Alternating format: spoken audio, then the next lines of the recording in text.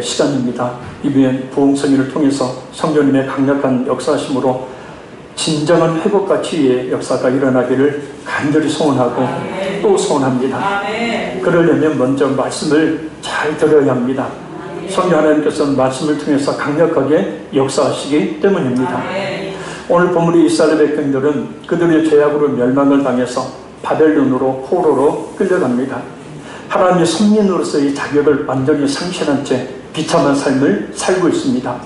내일을 계획할 수 없는 비참한 상황은 도저히 자신들의 힘으로는 회복할 수 없는 절망 그 자체입니다. 그런 상황에서 가슴을 치며 회개의 눈물을 흘리던 어느 날 그 눈물을 보신 하나님은 에스겔 선지자를 통하여서 앞장인 36장 말씀처럼 이스라엘 백성들이 지난날 잃어버렸던 땅과 하나님의 선민으로서의 삶을 회복시켜 주실 것임을 말씀하십니다. 그리고 하나님은 이어지는 오늘 본문을 통해서 그 예언적 메시지가 반드시 이루어질 것임을 마른 뼈가 다시 살아나는 환상을 통해서 이스라엘 백성들에게 재차 말씀하십니다. 부흥성의 첫 시간 이 말씀을 통해서 우리가 영적으로 다시 살아나며 하나님의 택한 백성으로서의 삶이 회복되는 놀라운 역사들이 일어나기를 간절히 소원합니다. 할렐루야. 저는 애 같아요.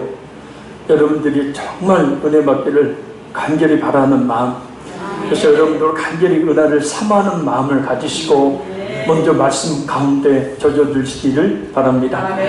우리 1절 말씀 같이 읽겠습니다.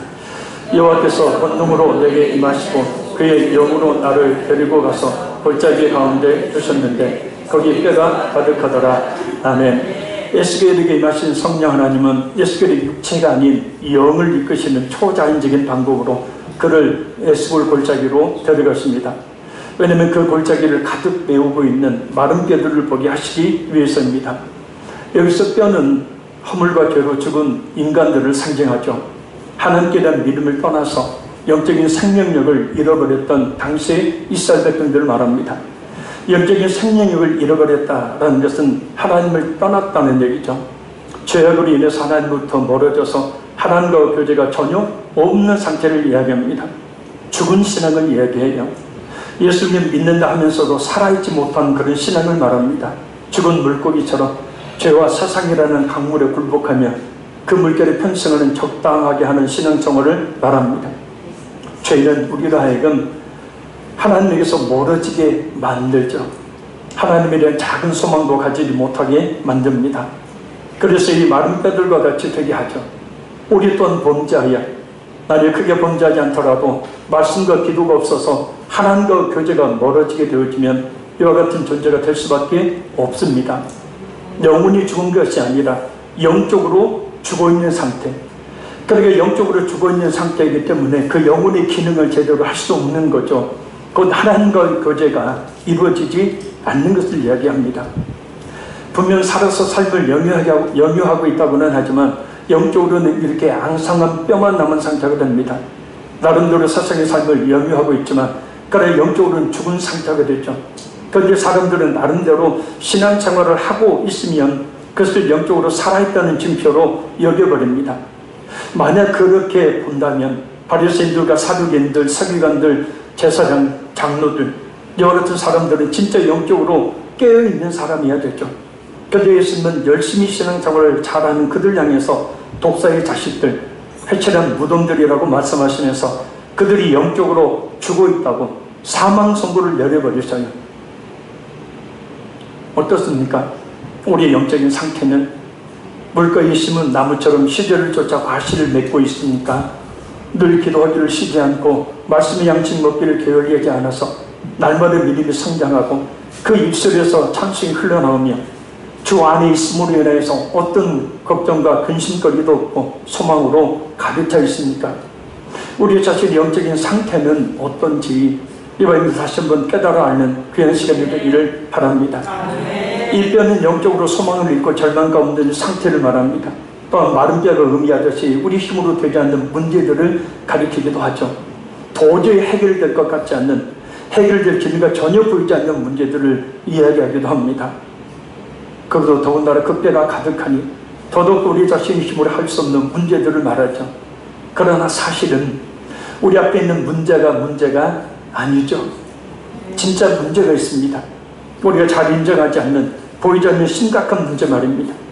성령께서 에스겔을 데리고 골짜기로 가서 그 뼈들을 보게 하신 것처럼 먼저 우리가 우리 자신의 그 영적인 상태가 어떤지를 알아야 합니다. 그러나 대부분의 교인들이 자신의 영적 상태에 대해서 별로 관심이 없다는 거예요. 그래서 어떤 문제가 발생하게 된 원인보다는 그저 그 문제를 해결하는 데만 관심을 둡니다. 때로는 남들도 그렇지 뭐 하고 체념하며 살아갑니다. 우리는 성령께서 그 능력으로 그냥 회복시키지 않으시고 에스겔에게 이 마른 뼈의 상태가 어떠한지 자세하게 보게 하시는 이유에 대해서 알아야 한다는 거예요. 주여, 지금의 저의 영적 상태를 똑똑히 보게 하소서. 지금의 저의 영적 상태를 똑똑히 알게 하소서. 2절 보겠습니다. 나를 그 뼈 사방으로 지나가게 하시기로 본즉 그 골짜기 주변에 뼈가 심이 많고 아주 말랐더라. 라는, 하나님께서는 에스겔을 골짜기에 그 뼈들을 보여주시는데 세 가지 측면에서 보여주십니다. 첫째는 사방으로 지나가게 하시면서 보게 하십니다. 그러니까 뼈들을 여러 각도에서 관찰하게 하심으로 도저히 소생이 불가능하다라는 것을 보여주시는 거죠. 영적으로, 번육적으로 도저히 이리 봐도 저리 봐도 보이는 것은 뼈밖에 없는 불가능한 상황입니다. 한마디로 우리 자신의 영적 상태가 어떤지를 자세히 보라는 거죠. 이런 자신의 영적 상태를 제대로 파악하지 못하면 사람이란 자신의 생각과 방법으로 사는 방향으로 나가기 때문입니다. 자신이 의롭다고 생각하는 사람들이 하나님을 찾지 않듯이 말입니다. 자신이 가진 것들을 의지하는 사람들이 하나님을 찾지 않듯이 말입니다. 육적인 것들의 부족함을 느끼지 못하는 사람들이 하나님을 찾지 않듯이 말입니다. 찾는다 해도 간절히 찾지 않고 그저 형식적으로 찾듯이 말입니다. 그래서 하나님께서 지금 그것을 깨닫게 해주고 계시는 겁니다. 둘째는 뼈가 심이 많다는 거예요. 에스겔이 생각하는 것보다 뼈들이 굉장히 많습니다. 우리 주위를 보십시오. 불신자들이 얼마나 많은지. 예수를 믿는다고 하지만 실제로 성령으로, 물과 성령으로 거듭나지 못한 사람들이 얼마나 많은지, 우리 자신에게도 얼마나 많은 불신앙의 요소들이 있는지, 틈만 나면 신앙을 회피하고자 하는 모습들이 많죠. 기도해야 될 제목들이 참 많음을 우리가 또한 발견해야 합니다. 그러니까 영적으로 살아나면, 영적으로 깨어나면 기도 제목이 정말 많구나 하는 것을 알게 되어져요. 그래 영적으로 죽어있게 되어지면 기도할 제목이 없는 거예요. 기도해야 할 제목을 찾지를 못하는 것입니다. 하나님의 권능이 임해야 될 문제들이 참 많다. 그것을 영혼을 열어서 봐야 될 줄로 믿습니다. 그리고 그것을 붙들고 간절히 하나님께 기도할 수 있어야 될 줄로 믿습니다. 셋째는 뼈들이 아주 말라있음을 보여줍니다. 죽은 지 오래되어서 회생 가능성이 전혀 없는 상태. 그러니까 하나님의 권능의 그 손길이 임하지 않고는 도저히 살아날 수 없는 상황을 똑똑히 보여주시는 겁니다. 그러나 이런 때가 바로 하나님께서 역사하실 때임을 아울러 또한 보여주시는 겁니다. 하나님의 역사의 때가 언제이냐라는 것은 아주 간단히 알 수 있습니다. 그 성도가 하는 말과 행동을 보면 금방 알 수 있어요. 하나님의 역사하실 때가 언제인가? 바로 스스로의 한계를 절감하고 하나님께 온전히 엎드릴 때예요.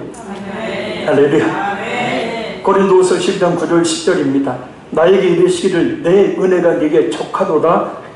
이는 내 능력이 약한 데서 온전하여집니다. 이러므로 도리어 크게 기뻐함으로 나의 여러 약한 것들에 대하여 자랑하리니 이는 그리스도의 능력이 내게 머물게 하려 함이라. 그러니까 내 한계를 고백할 때, 내 연약함을 고백할 때 그때 바로 그리스도의 능력이, 하나님의 능력이 내게 임하게 된다는 겁니다. 그러므로 내가 그리스도를 위해 약한 것과 능력과 공평과 박해와 권고를 기뻐하느니 이는 내가 약한 그때에 강함이라. 그러니까 내가 약한 그때에 하나님의 강하게 역사해 주신다는 거예요. 그러니까 하나님의 강력하신 임재, 성령의 강력하신 임재를 경험하려면은 내가 약하지 않는 한은, 내 한계를 주님 앞에 고백하지 않는 한은 결코 일어나지 않는다는 거예요. 복받은 심령이 아니라 정말 이번 집회 때 하나님 앞에 온전히 엎드리고 우리 자신이 한계와 연약함과 나약함과 죄악을 주님 앞에 고백함으로 우리 주님께서 강하게 임재하신 은혜를 입기를 간절히 소원합니다. 그때가 바로 하나님의 역사하심이 시작되는 때이기 때문입니다. 우리 3절 읽겠습니다.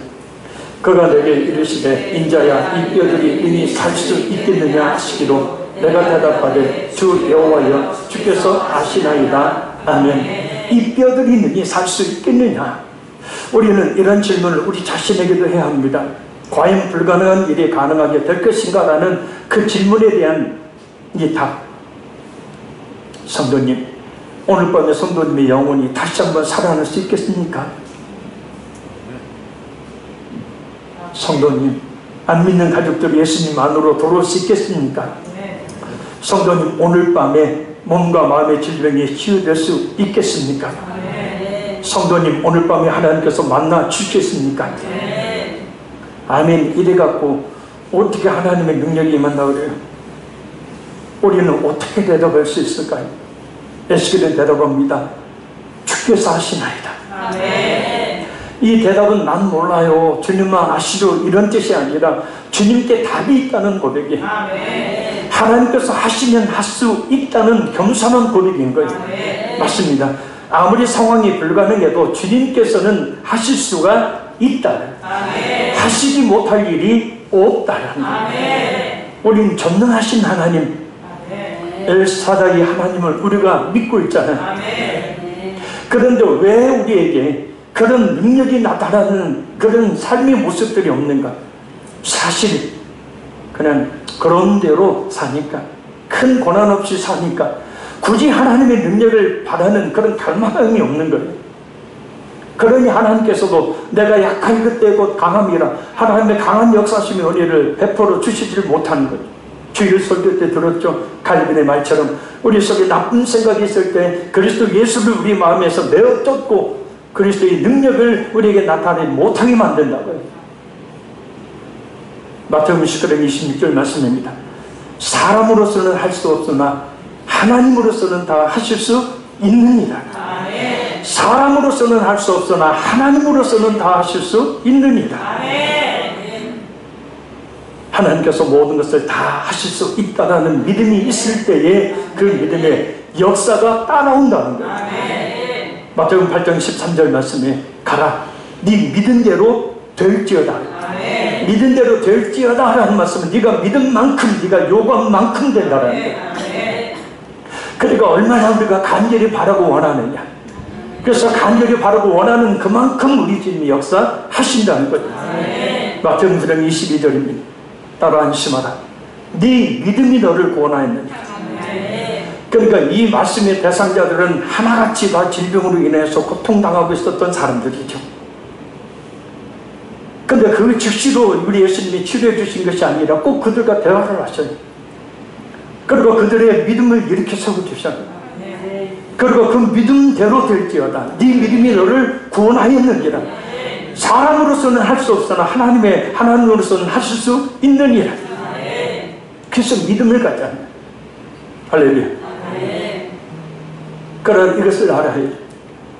예수님께서 이런 말씀을 선포하실 때 그 말씀 앞에 있던 사람들은 하나같이 자신 스스로의 한계를 깨달은 사람, 자신을 철저히 절망한 사람, 그래서 오직 예수님 앞으로 나올 수밖에 없는 사람, 그래서 예수님만 바라볼 수밖에 없는 사람, 예수님의 그 손에 얹어주심에 그 축복을 바라볼 수밖에 없는 사람들이 바로 그 예수님 앞에 나왔고, 그 예수님은 그들에게 손을 얹어 그들을 치유하셨다는 거예요.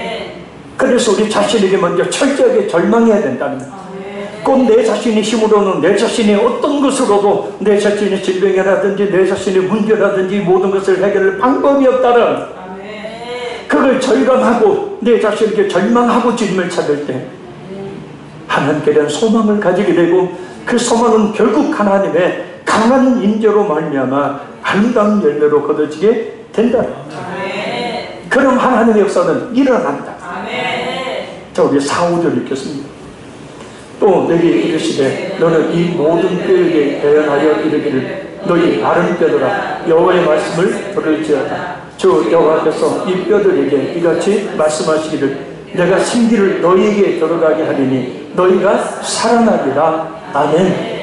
죽은 뼈에게 생명을 불어넣는 일은 에스겔이 하는 것이 아니고 하나님께서 하십니다. 이 생기는 호흡, 바람, 기운, 힘, 용기, 이와 같은 다양한 의미를 가집니다. 오늘 본문에서는 어떤 대상에게 생명을 불어넣는 하나님의 숨을 가리켜요. 이 생기는 창세기 2장 7절에 나오는 생기와 같은 단어를 씁니다. 여호와 하나님이 흙으로 사람을 지으시고 생기를 그 코에 불어 넣으시니 사람이 생명이 된지라. 죽어있는 것을 살게 하시는 하나님의 능력을 이야기합니다. 하나님의 생기가 불어넣어지면 살아나게 된다는 거예요. 이번에는 하나님의 생기인 성령의 능력이 우리에게 불어넣어질 때에 우리가 살아나게 되는 역사가 있게 될 줄로 믿습니다. 그런데 우리가 놓쳐서 안 되는 중요한 말씀이 있습니다. 너희 마른 뼈들아 여호와의 말씀을 들을지어다. 바로 마른 뼈들이 말씀을 들어야 한다는 거예요. 이게 문제죠. 근데 이 마른 뼈들이 말씀을 들으려 하지 않는다는 겁니다. 듣기를 싫어한다는 거예요. 왜냐? 말씀의 그 능력을 알지 못하기 때문에 마른 뼈들이 말씀을 듣지 않고는 살아날 수 없었듯이 우리의 영혼 또한, 아니 영적으로 죽어있는 사람들의 영혼 또한, 영적으로 무감각해 있는 사람들의 영혼 또한 말씀을 통하지 않고는 살아날 수 없다는 것을 잊지 말아야 합니다. 제가 하나님께로부터 받은 사명이 그래서인지 몰라도 영적으로 죽어있는 사람을 보면 견디지를 못하겠어요. 특히 영적으로 깨어있지 못해서 하나님의 시간들을 자신의 시간들로 여기며 허비하고 있는 성도들을 보면 고통을 느끼기까지 합니다. 영적인 것이 무엇인지도 알지 못한 채, 아직도 물과 성령으로 거듭나지도 못한 채 그저 종교생활을 하고 있는 그 성도들의 그 믿음의 모습을 보면 정말 마음이 아파서 견딜 수가 없는, 나름대로 신앙생활을 한다고는 하지만 하나님께서 원하시는 분량이 이르지 못하고 그저 주저앉아 있는 성도들을 보면 이 정도 될지, 이 정도 신앙생활을 하면 될지라고 하나님의 뜻을 무시하고 주저앉아 있는 성도들을 보면 가슴이 문제가 아니라 하나님 앞에 있는 자신의 통곡할 영적 상태가 문제임에도 불구하고 그것을 알지 못한 채 그저 문제 해결하면 매달리고 있는 성도들을 보면 괴롭기까지 능력 있는 설교자가 되지 못해서 그들을 하나님 앞에 무릎 꿇는 말씀을 잘하지는 못해도 그러나 고통을 느껴요. 좀 큰 교회 목사님이었다면 생각이 들 때가 한두 번이 아니에요. 작은 교회 목사라고 설교해도 별로 듣지도 않아요. 근데 큰 교회 목사님이 와서 한마디 하면 막 주목을 하고 그냥 그 목사님 말씀이 하나님 말씀처럼 여기고. 저는 어떤 집사님이 그랬다잖아요. 목사님이 CT에서 방송을 보고 어떤 목사님이 나오시면 설교를 듣고 큰 은혜를 받았다고 저한테 자랑을 해요. 아이씨, 그 설교 제가 몇 번이나 했냐고 내가.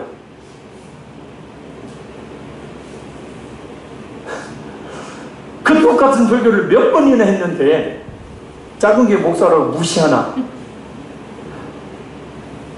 근데 사실 그렇게 하잖아요. 막 수천 명, 수만 명 모이는 그 목사님 설교해봐요. 막 누가 졸아요? 누가 어쩐가 그래요? 그래서 하나님께 기도했어요. 큰 교회 기다리라고 하는 것이 아니라 정말 하나님의 말씀을 바로 전하겠다는 여호와의 말씀을 들을지. 말씀도 그냥 말씀이 아니고 하나님의 말씀이어야 합니다. 성령님께서 나타나신 능력으로 역사하시는 말씀, 이 밤에 우리에게 주신 줄로 믿습니다. 그래서 이 시간 성령께서 우리 자신에게 주시는 그 음성을 들어야 합니다. 그래야 살아. 우리 6절 읽겠습니다. 너희 위에 힘줄을 두고 살을 입히고 가죽으로 덮고 너희 속에 생기를 넣으리니 너희가 살아나리라. 또 내가 여호와인 줄 알리라 하셨다 하라. 아멘. 하나님의 말씀을 듣고 그 능력을 누리면 놀라운 역사가 일어나요. 어떤 역사입니까? 힘줄을 두고 살을 입히고 또 가죽으로 덮고, 그러니까 그 외형을 갖추신 거죠. 그리고 생기를 넣으리니 생명을 부여하십니다. 그래서 너희가 살리라. 그리고 사는 역사가 일어납니다. 이것을 통해 비로소 인간은 하나님이 어떤 분인지를 알게 되죠. 하나님께서는 이러한 우리 인간들이 할 수 없는 초자연적인 역사를 이루심으로 많은 열방 가운데, 민족 가운데 하나님의말로 이 천하 만물을 창조하신 창조주, 생명의 주관자이심을 나타내시는 겁니다. 하나님께서 이번 부흥성회 때 그렇게 역사해 주실 줄로 믿습니다. 그리고 분명히 네가 아닌 너희가 라는 말씀을 하셨다는 것을 주목해야 합니다. 에스겔을 통하여 전 이스라엘 백성들을 회복시키시겠다는 말씀이에요. 그러니까 하나님은 오늘도 우리 한 사람을 주목하시고 나를 통하여 역사하시기를 원하신다는 겁니다. 나를 통하여 가정을 세우고 나를 통하여 교회를 세우고 나를 통하여 주위에 있는 사람들을 살리기를 원하신다는 거예요. 성경을 보세요. 하나님이 주목하신 여러 인물들, 그 한 사람 한 사람을 하나님이 들어서 하나님의 그 영광을 드러내시고 하나님의 뜻을 이루어 나가시고 수많은 사람들을 주님께로 인도하는 그 사명을 감당케 하십니다. 이 시간 우리의 기도를 통하여 그 같은 역사가 일어나기를 간절히 소원합니다. 우리 7절 읽겠습니다. 이에 내가 명령을 따라 태어나니 태어날 때 소리가 나고 움직이며 이 뼈 저 뼈가 드러나자 뼈들이 서로 연결되더라. 아멘. 하나님께서는 그 이루시고자 하는 일들을 사람을 통해서 하십니다. 에스겔은 하나님의 능력을 믿음으로 선포합니다. 선포하니 이루어집니다. 그래서 주께서 역사하시면 어떤 일도 능히 이루어질 것을 믿고 불가능한 일도 주께서 함께 하시면 가능합니다 라고 고백합니다. 죽어있는 뼈와 같은 여러 문제들에게 우리가 예수님의 이름으로 담대하게 외쳐야 하죠. 모든 불신 가족들은 예수 그리스도 이름으로 구원을 받을지어다. 모든 문제들은 예수님의 이름으로 해결될지어다. 모든 악한 어둠의 영들은 예수님의 이름으로 우리 가정에서 우리 자녀들에게 떠나갈지어다. 여기 있는 모든 질병은 예수님의 이름으로 치유될지어다. 하나님께 주신 말씀을 배워놨듯 믿음으로 구할 때 역사는 반드시 일어납니다. 믿고 선포했더니 놀라운 역사가 일어나기 시작합니다. 가장 먼저 어떤 역사가 일어납니까? 소리가 나고 움직이더니 이 소리는 뼈들이 서로 붙게 됨으로 나는 소리죠. 회복의 움직임을 말합니다. 변화의 움직임을 말합니다. 이런 회복의 소리가 우리 영혼과 그 문제들 가운데 일어나기를 바랍니다. 다음 단계가 뭐예요? 뼈들이 서로 연락, 흩어져 있던 그 뼈들이 자기 자리를 찾습니다. 그리고 완전한 골격을 이룹니다. 연합을 의미하죠. 합력의 손을 이름을 의미합니다. 복음의 손길이 몰려오는 것을 말합니다. 자, 그 다음에 어떤 역사가 일어납니까? 우리 8절 읽겠습니다. 내가 또 보니 그 뼈에 힘줄이 생기고 살이 오르니 그 위에 가죽이 덮이나 그 속에 생기는 없더라. 아멘. 제일 먼저 소리 나죠. 그 다음에 뼈들이 연락하죠. 힘줄이 생기죠. 그 다음에 살이 붙죠. 그 다음에 가죽이 덮입니다. 자, 이 장면을 보니 어떤 생각이 드십니까? 회복에는 분명한 순서가 있다는 거예요. 이게 무조건 되는 것이 아니라는 거예요. 아무런 순서도 없이 회복되는 것이 아니라 또한 한꺼번에 회복되는 것이 아니라는 거예요.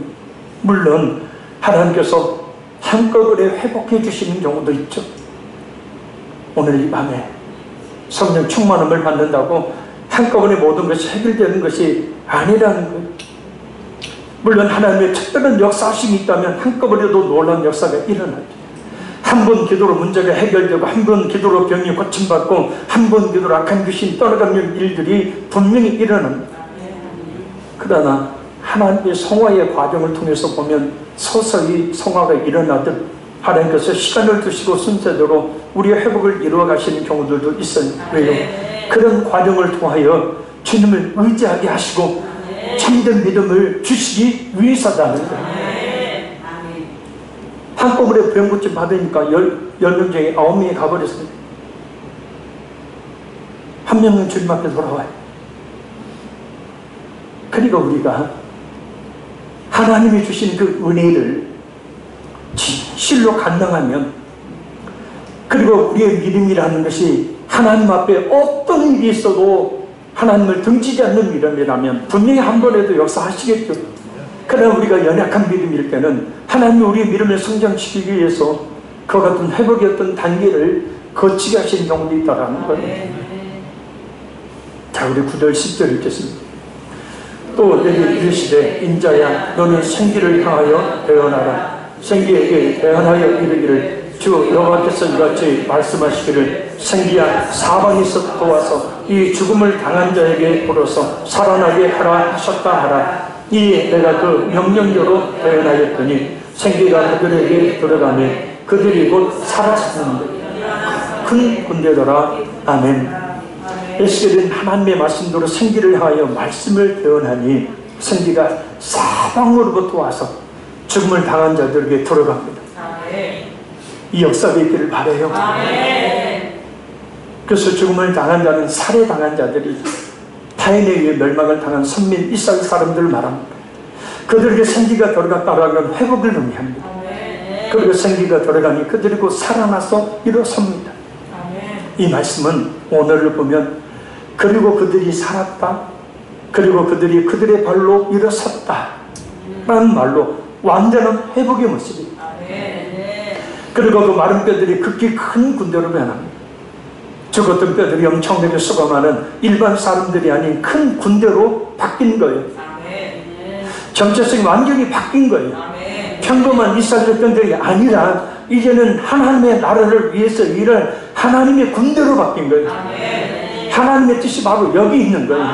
우리에게 권한을 주시고 우리에게 힘들고 어려운 상황 가운데 부딪히게 만드는 것, 우리를 절망 가운데 뼈로 빠뜨리신 이유가 바로 이거예요. 믿음의 사람으로 하나님의 사람으로 세움을 받도록 하시기 위함이라는 거예요.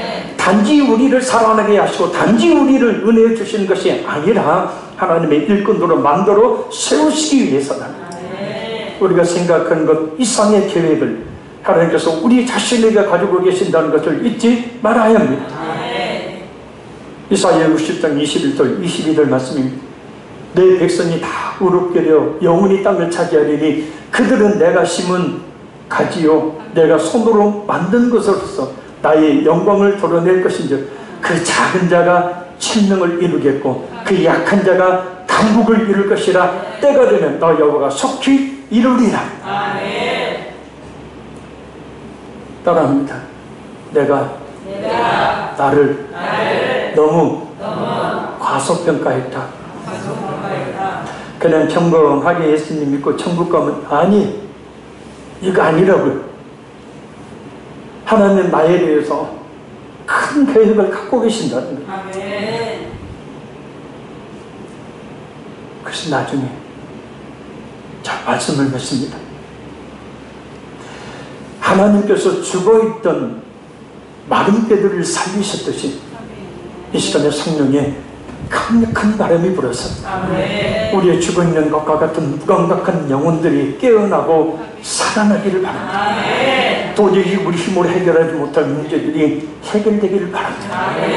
우리 교회와 가정 가운데 생명의 역사가 일어나기를 바랍니다. 우리 잃어버렸던 모든 것들을 회복시켜 주시기를 바랍니다. 우리 마음과 육체의 질병이 치유되는 역사가 일어나기를 바랍니다. 성령 하나님께서 강력하게 임하시면 그렇게 될 줄로 믿습니다. 그래서 하나님께 모든 영광을 돌려드릴 수 있는 우리 그 생명의 역사를 통해 하나님께서 우리를 향해서 이루시기를 원하시는 그 뜻이 이루어진 역사, 하나님의 거룩한 근거로 서는 역사가 일어나기를 간절히 소원합니다. 우리의 찬양을 들으시니 하나님께 간절히 기도합니다.